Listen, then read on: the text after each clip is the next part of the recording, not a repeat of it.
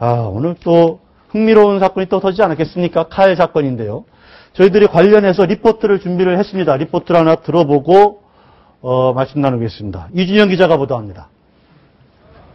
지난 5일 뉴욕공항에서 인천으로 출발하려던 대한항공 086편. 승객이 모두 탑승한 뒤 활주로로 향하다 갑자기 멈춰섰습니다. 1등석에 타고 있던 대한항공 조현아 부사장이 비행기를 세운 겁니다. 승무원 B씨가 조 부사장에게 견과류를 내밀며 드시겠냐고 물었고 조 부사장은 서비스가 잘못됐다고 따졌습니다. 이에 사무장인 A씨가 대신 사과하며 매뉴얼에 따라 진행했다고 하자 조 부사장은 매뉴얼을 보여달라고 요구했습니다. 당황한 사무장 A씨가 매뉴얼이 담긴 태블릿 PC 암호를 몰라 허둥대자 조 부사장은 사무장에게 비행기에서 내리라고 했습니다. A씨는 결국 12시간이 지난 뒤에야 다른 항공편을 타고 인천으로 돌아왔습니다. 고위층에 가서 마음에 안 든다고 어떻게 하다 하라 이렇게 하면 의료인 입장에서 다 따라야 되느냐. 한국법상으로는 전혀 그렇지 않습니다. 현실적으로는 하면 안 따를 방법이 없잖아요. 국토교통부는 조 부사장의 행동이 관련법에 위반되는지 검토에 들어갔습니다. 채널A 뉴스 이준영입니다.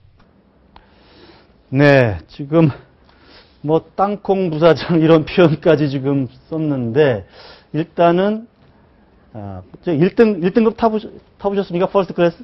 앞으로 탈 날이 곧 오리라고 타러 가고 있습니다.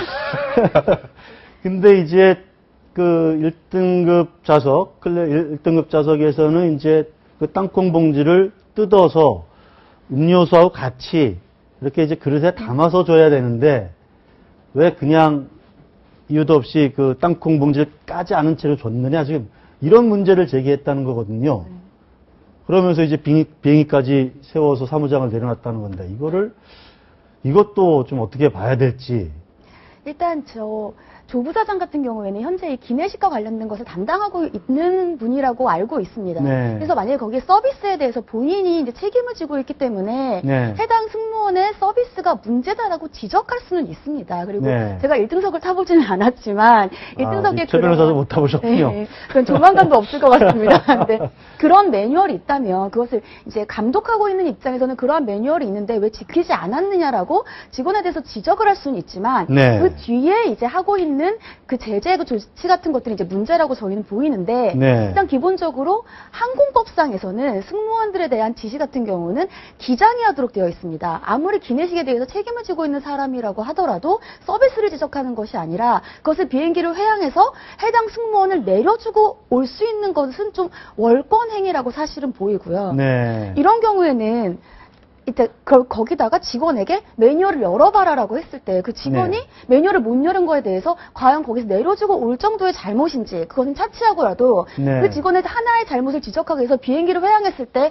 나머지 거기에 타고 있는 많은 200여 명의 승객이 있다고 알고 있는데 그 네. 승객에 대해서 11분이 지원되었다고 하지만 네. 본인에게는 그 11분이 별 의미가 없는 11분일지 모르지만 네. 거기서는 정말 총각을 다투는 승객들도 있을 수 있거든요. 그렇다면 기내 서비스도 문제지만 해당 그런 것들을 항공사에서 시간을 지키는 문제도 엄격한 부분의 서비스에 들어가는데 네. 과연 조 부사장이 저기에 대해서 적절한 대응인지는 다시 한번 생각해봐야 될 것 같고 네. 예전에 저기서 갑질이라고 나오는데 예전에 기억나실지 모르겠지만 라면을 끓여다 달라라고 해서 그랬죠. 예, 상무가 되셨던 분이. 이분이 했다가 한번 크게 이제 곤혹을 치른 적이 있지 않습니까? 네. 그렇다면 그분과 저기서는 물론 서비스를 책임지는 분이라서 지적은 할 수 있지만 저분이 이번의 행동이 얼마나 크게 다를까라고 한번 또 생각해 볼 여지도 있을 것 같습니다. 저는 저게 이제 값을 넘어서 뭐랄까 이 비행기나 이런 거 다 내 거다. 그렇죠.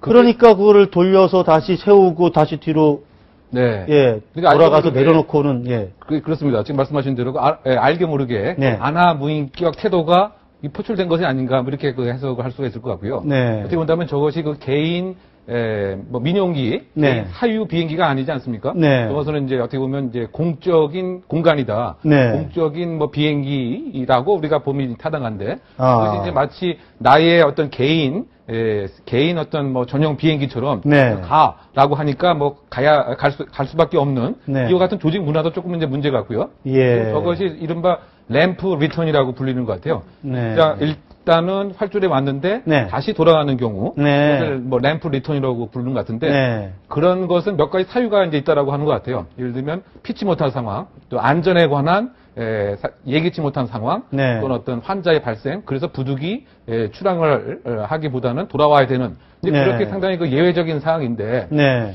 글쎄요, 어쨌든 부사장이라고 하는 나름대로 높은 지위에 있는 사람이지만 저 기장도 저 얘기를 그대로 왜 들었느냐 저는 그 점에 조금 이제 그러니까 지금 부사장이 저렇게 지적을 하면서 돌리라고 했겠죠. 그러니까 돌아왔을 텐데 그 기장이 그걸 돌릴 수가 있습니까? 그렇게? 글쎄요, 그만큼 이제 갑의 파워가 세다, 뭐 이렇게 봐야 될까요? 뭐 어쨌든 간에 그 부분도 사실은 좀 따져봐야 될 것 같고요. 네. 뭐 저것이 어떻게 본다면 또 안전에 관한 문제까지 한번 생각해 볼 수 있지 않겠느냐. 네. 일단은 활주로에 왔는데 지금 다 이제 그 공항 컨트롤러에서는 이제 가야 되는 것을 알고 있는데 네. 뭐 특별한 이유 없이 돌아오는 그 상황에서 네. 예기치 못한 뭐 여러 가지 지금 뭐 불안한 어떤 안전에 관한 그 유해 요소도 사실은 이제 고려를 했어야 되는데 너무 네. 지금 조 부사장이 네. 자신의 어쨌든 징계권도 있는가 모르겠지만 그 징계의 그 내용도 그렇게 모멸적으로 하는 것은 문제가 되지 않겠는가. 왜냐하면 네. 저 당사자 입장에서는 그러면 저 무지공초 공항에 네. 자기 혼자 떨어뜨려져 있는 상태에서 그 공항이 서울도 아니고 뉴욕이거든요. 뉴욕. 그렇죠. 뉴욕 공항에서 인천으로 출발하려던 칼 비행기인데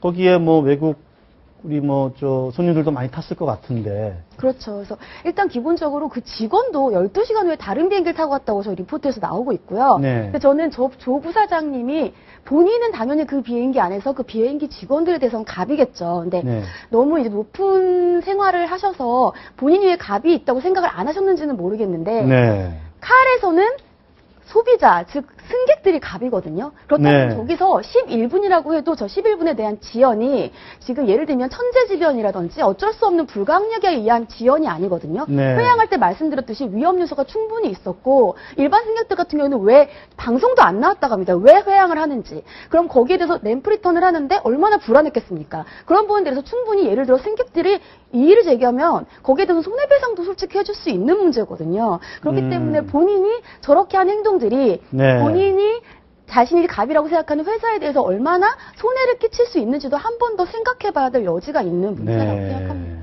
그 회사의 어떤 이미지에 엄청난 또 손해를 끼쳤을 가능성도 있고 지금 아까도 말씀하셨는데 비행기 주인은 바로 승객이다.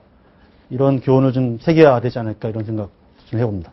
자, 오늘 말씀 여기까지 듣겠습니다. 감사합니다. 네.